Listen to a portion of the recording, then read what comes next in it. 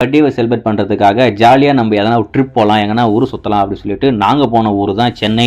சென்னை போகிறதுக்கு முன்னாடி இன்ஸ்டாகிராமில் ட்ரெண்டிங்காக ஒரு வீடியோ போயிட்டு இருந்தது. அந்த வீடியோவை பார்த்தோம். சென்னையில் வேளச்சேரியில் இருக்கக்கூடிய கால்தீஸ் பிரியாணி ஹோட்டல் அப்படின்ற ஒரு ஹோட்டலுடைய வீடியோ பார்த்துருந்தோம். அந்த இடத்துல 250 ரூபாய்க்கு நிறைய குவான்டிட்டி, அதாவது 250 ரூபாய் கொடுத்து நீங்கள் ஒரு பிரியாணி வாங்கினா 2 பேர் ஷேர் பண்ணி சாப்பிட்லாம். கண்டிப்பாக அந்த பிரியாணியை ஒருத்தரால் சாப்பிடவே முடியாது, 2 பேர் நீங்கள் சாப்பிட்லாம். அப்படி பார்த்தீங்கன்னா ஒரு ஆளுக்கு 125 ரூபாய் ஆகுது அப்படின்ற மாதிரி ஒரு வீடியோ பார்த்துருந்தோம். சரி, டேஸ்ட்டுமே ரொம்ப சூப்பராக இருக்குன்னு சொல்கிறாங்க, ஹோட்டலுமே நல்லா இருக்கும் போல், நம்ம அந்த ஹோட்டலுக்கு போகலாம் அப்படின்னு சொல்லிட்டு கூகுள் மேப்பில் அந்த ஹோட்டலை தேடி ஏதோ கண்டுபிடிச்சி போய் சேர்ந்துட்டோம். அங்கே போனதுக்கப்புறம் ஒரு பயங்கரமான உருட்டு. 250 ரூபாய் இல்லையாமா, 260 ரூபாய். 10 ரூபாய் எதுக்கு எக்ஸ்ட்ரா பண்ணாங்கன்னு தெரியல. 5 minutes later. அது மட்டும் இல்லாமல் ஒரு வழியாக ஆர்டர் பண்ணி பிரியாணி நம்ம டேபிளுக்கு வந்துருச்சு.